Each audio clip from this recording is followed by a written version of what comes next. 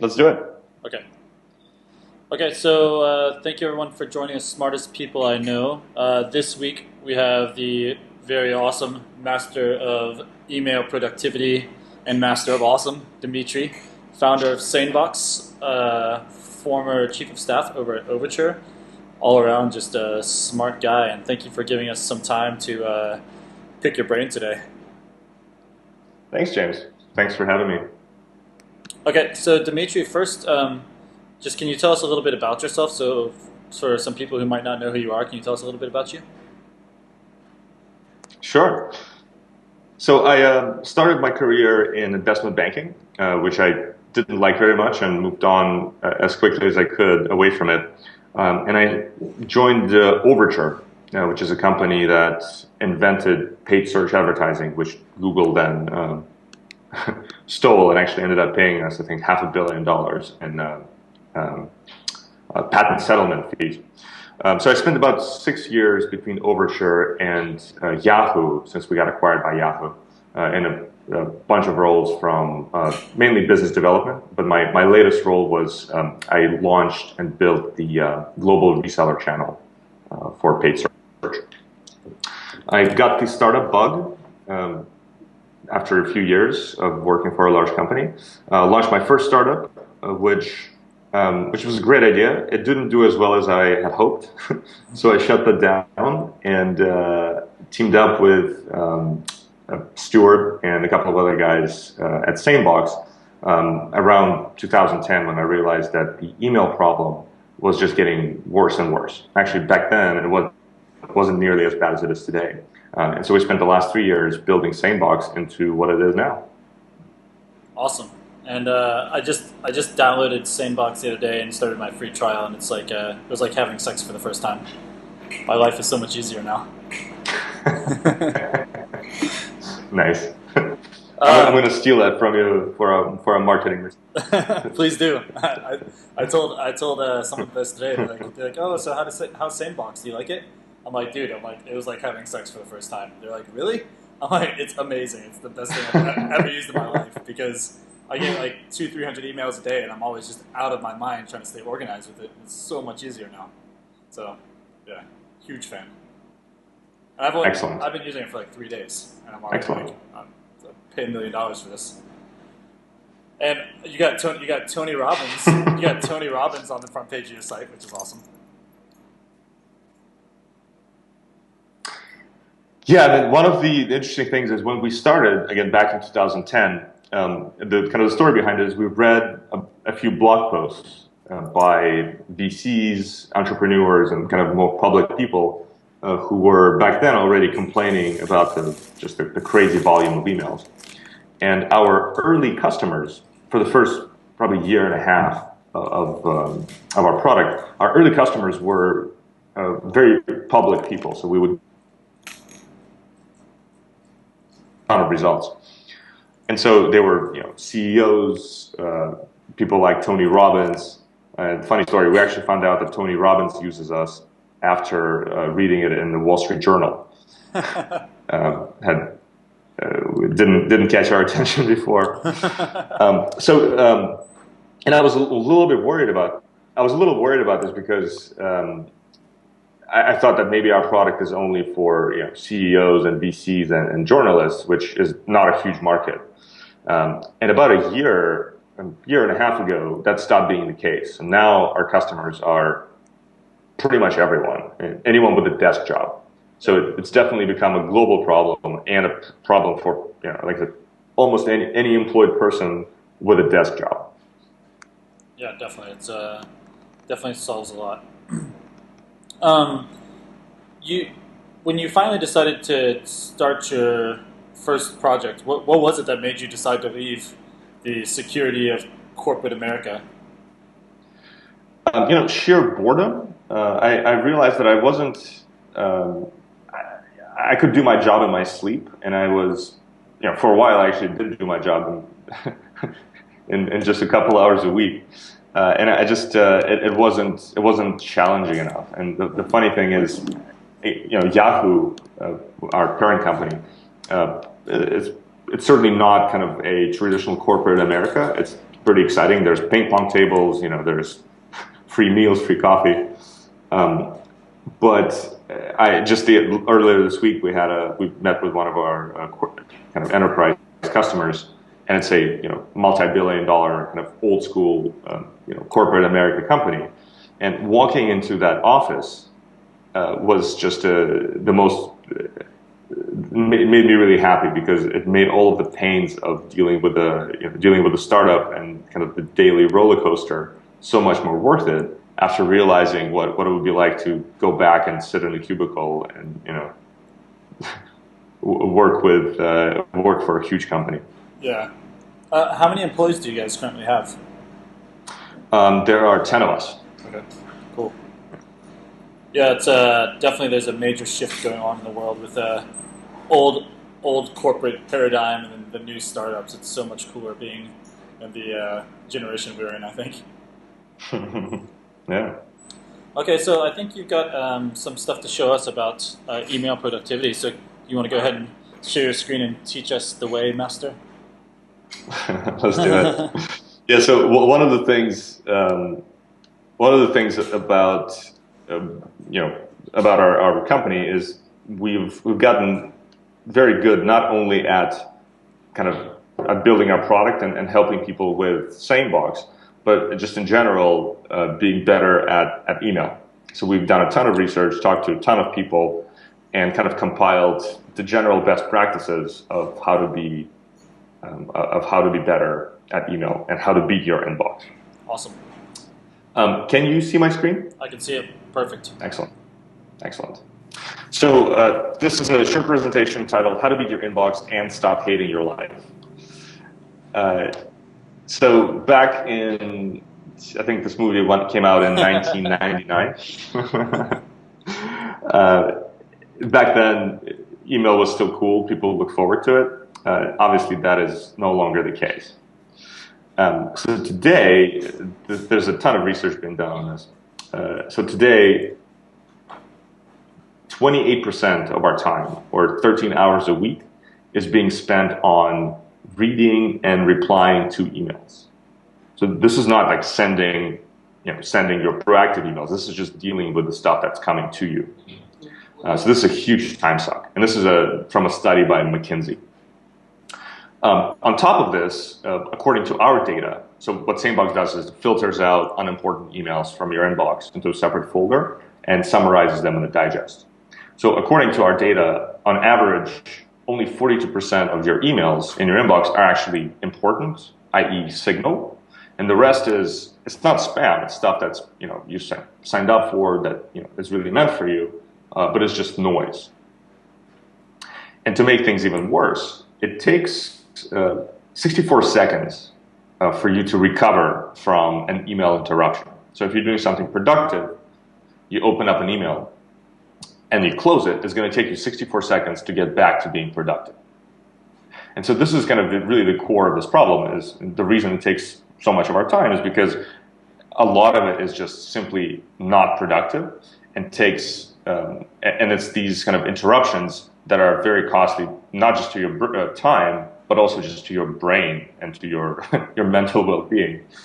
So there was another study done last year where they attached heart rate monitors to people and divided people into two, or the test into two groups.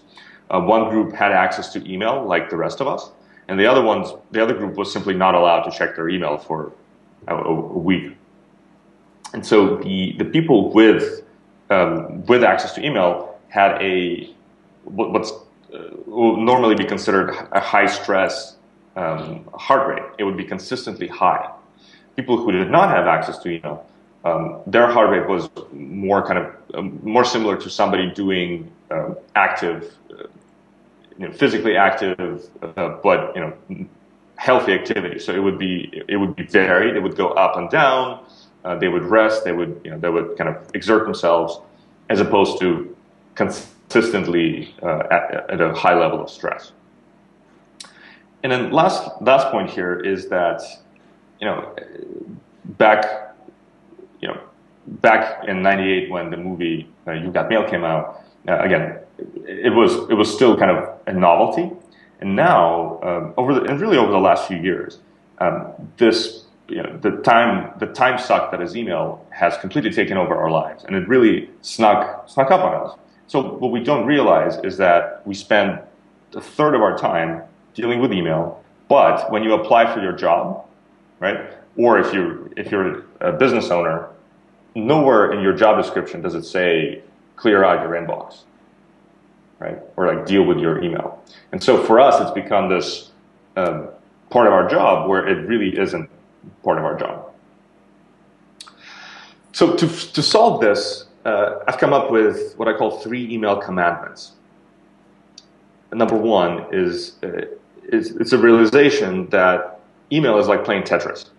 So no matter how good you are at clearing out the lines, more emails will keep coming in. And the research also says that they keep coming in faster and faster every year. So you'll eventually lose. As with every single game of Tetris you ever played, you will lose at some point. Yeah, totally. Right?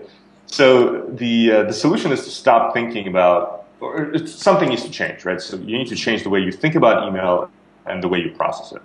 Then point number 2 here is that email, kind of what I alluded to earlier, email has become our default number 1 priority. So when you first wake up in the morning, what do? You check your inbox, and then and I'm guilty of this as well. I get sucked into to clearing it out because just like Tetris, it feels productive. It feels like you're doing something. There's kind of this instant gratification with it. But this couldn't be further from the truth, right? It's really not. It should not be your top priority. So the best practice there is to dedicate blocks of time for dealing with email. So what I try to do every day is I check in first thing in the morning to make sure there's nothing urgent and important that I need to deal with. So I can take care of those items. Then I close my email and start working on my number 1 priorities. Because the problem with your inbox is what it really is. It's a to-do list that other people write on. Right? So what you end up doing when you deal with your email is you're dealing with other people's priorities, not your own. And number 3, when you do set up those blocks of time and you finally sit down to process your email, it's important to understand that not all emails are created equal. Some are, as I mentioned before, urgent and important. They need to be dealt with right away. Others are important but not urgent, and they can wait until you're ready to deal with them. And the last bucket is simply unimportant emails. And those should be processed in bulk. So what does it actually mean? There's this concept that's been gaining traction over the last few years of inbox zero. And I think a lot of people misunderstand what that means. Most people think that inbox zero is simply the fact of having 0 emails in your inbox, as the name would imply. But that's actually not the case. Inbox zero is a process for consistently getting to 0 emails in your inbox. And the underlying principle behind it is you should only read every email once, not twice. So when you have a new email in your inbox, there's only 5 things you can do with it: delete, delegate, defer, respond, or do. Leave it in your inbox to look at it again in an hour is not one of those things. So if you follow this process, you can consistently get to inbox zero. And so this is actually what we built our product around, the inbox zero. And if you're familiar with GTD, getting things done, around those principles. So the number 1 is delete. So our core feature that we actually started with is, as I mentioned before, it prioritizes your email based on your past behavior. So our algorithms look at which emails you've opened, which emails you respond to, how often, how quickly, and so on and so on. And based on that information, we know what's important to you personally. So we move it into a separate folder called Same Later. And what you can do is, and James, you probably know this as well as me, you can simply scan through those emails once a day, twice a day, select all, see if anything catches your attention, And if something is there by mistake, you simply move it to your inbox or vice versa, and it trains the algorithm for the future. But once you're done, you just click, select all and delete. So you end up deleting all of your unimportant emails in bulk as opposed to one by one going through them in your inbox. We also have a feature called Same Black Hole. And if you never want to see an email again, essentially if you want to unsubscribe, you simply drag it to the black hole folder, and all future emails from that person will go straight to trash. So it's kind of like unsubscribing, but faster and easier and safer. So number two, once you get rid of all your not unimportant stuff, if there's somebody that you work with who can deal with your email, by all means, you should delegate it to them, which really just means forward. Forward with instructions on what you need them to do. So we have a feature called Same Reminders. And reminders work very simply. So let's say you forward an email, or you can send an email. And in the CC or BCC field, simply put tomorrow at samebox.com, or September 27th, 9 a.m. at samebox.com, or 3 days at samebox.com. And if you don't hear back from the person by then you get a reminder in your inbox.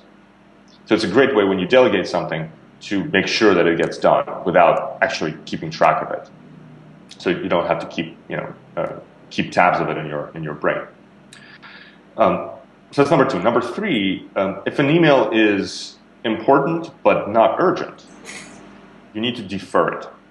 And so again, this is a core concept in GTD, getting things done, and inbox zero. So with SameBox, you can set up what we call snooze folders. And what that is you simply drag an email to a folder called Same Tomorrow, and it's going to reappear in your inbox tomorrow morning. We have one called Same Next Week. It reappears in your inbox on Monday morning. You can also make custom snooze folders for any time frame that you want. Number four is respond. So if it takes you 2 minutes or less to respond to something, you should do it in your set block of time that you've set up. Here the reminders come into play again. So if you respond to someone and you want to make sure they get back to you, you just add that reminder address in the CC or BCC field. So tomorrow at SameBox, or tomorrow 9 a.m., or pretty much any time frame. Finally, number five. So if you did 1 through 4, then the only items left in your inbox today will be items that you need to deal with today. And so recall that if you're not going to deal with it today, if you want to deal with it tomorrow, then you need to defer it by putting it into one of the snooze folders. Right? So all you're left with is the stuff you're going to finish today. Unfortunately, we can't help you do actual work, but we can help you with everything else. By the way, James, were there any features that or any kind of use case that you found with SameBox that I didn't cover? No, and actually the ones that you covered were the most awesome ones. So I've been using like follow-up CC for a long time. Mm-hmm. And yeah, so the second that I got SameBox, I was like, well, this is great. It actually saved me money because now I have something that I already needed. I'm just being honest. Sorry, follow-up CC, but it basically, it took something that I already needed, was a way of organizing. They're going to hate me when they see this interview, if they ever see it. It took a way of organizing emails which I already needed and integrating something that I was already using. Like follow-up CC is a great product, but now I've combined two products together. One that I was already using and something that I needed. And the other part that I found great about SameBox with the algorithm, so it's like it took. I'm terrible on computers. I'm an idiot. So it was really good and simple that it was like, okay, I went in and basically right away I already knew my habits, so I didn't have to mess around for 3 hours like trying to like, oh, okay, this person's important to me, drag it here, do this there, like it was just all very natural. It was easy. So cool. Well, thanks. Yeah, but the other thing that differentiates us from follow-up CC, and there's a couple of other services that do the same thing, is we can actually track if you got a response. Yeah, exactly. Which is a big differentiator. All right, so that's enough about SameBox. And so here's a list of other we call them email hacks. and we actually wrote a book called 100 Email Hacks that I'll just show you the link right now. If you go to bit.ly/100 hacks, it's literally 100 tips of how to be better at email. We try to make them funny, short, and actually helpful. So these are my favorite from that list, from those 100. So number one, if you have multiple email accounts, you need to forward them to the same inbox. We have customers, actually we have one customer who has 15 email accounts that he logs into. Wow. I would shoot myself. But frankly, even 3 is a lot. So what I do myself is simply forward it to one inbox I use Gmail. So I forward all of my emails into the same inbox. And the cool thing about it is, and I'll show you how it works. Logged me out.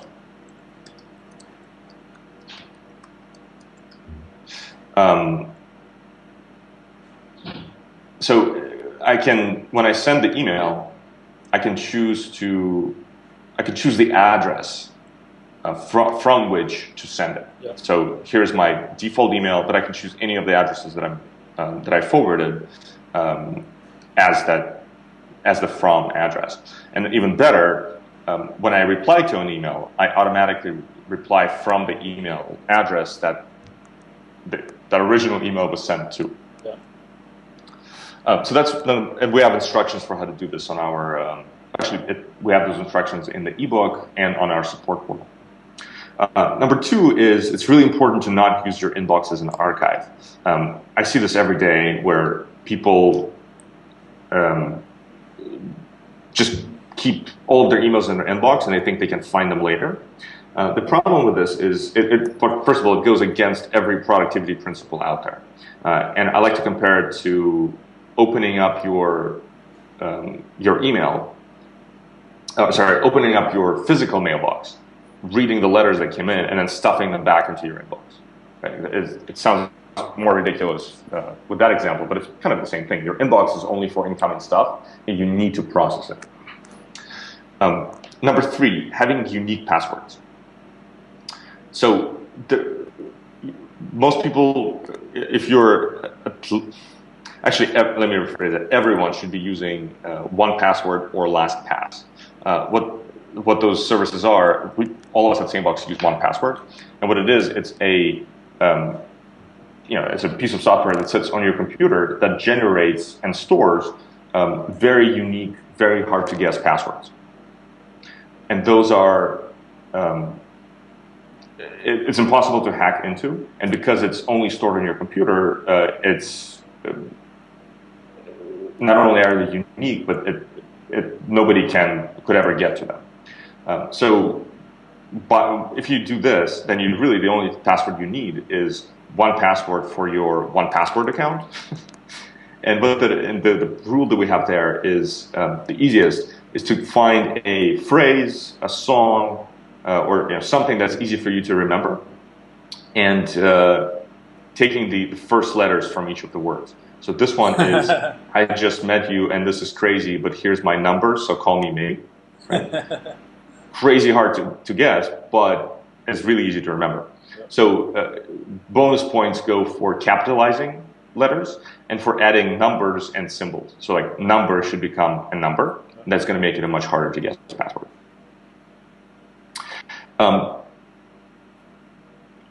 Number 4, a poor man's backup. So at some point in your life, your hard drive is going to crash, Gmail is going to shut down access to your computer, something bad is going to happen.